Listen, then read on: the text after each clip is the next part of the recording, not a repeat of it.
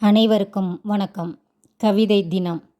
எழுதுங்கள் கவி என்னும் கற்பனை காவியத்தை நிஜமாக்க.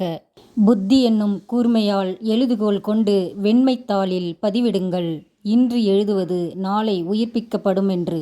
வாழ்வுக்கு அர்த்தம் பிறக்க, உள்ளத்தில் உறுதி உண்டாக, திட்டங்கள் உருவாக, தடைகளை தகர்க்க, தன்னம்பிக்கை தழைக்க, வாழ்க்கை வண்ணமயமாக முன்னேறுவாய் என்று எழுதுங்கள். கஷ்டமும் நஷ்டமும் மறைந்து இன்பம் பெற துணிந்து நில். அறிவை, ஆற்றலை, அனுபவத்தை கையில் எடு. துயரங்கள் விலகி இன்பமும் மகிழ்ச்சியும் நிற்குமென எழுதுங்கள். தெளிந்த மனம் பெற ஆழ்ந்த சிந்தனை, நகைச்சுவை உணர்வு, மூச்சு பயிற்சி, தியானம், இதமான மெல்லிசை, புத்தக வாசிப்பு, இப்படி இணைந்து செயல்படு. ஊக்கப்படுத்த 100 பேர் இருந்தாலும் நீ முயற்சி எடுத்தால் மட்டுமே வளர்ச்சி காண முடியுமென எழுதுங்கள்.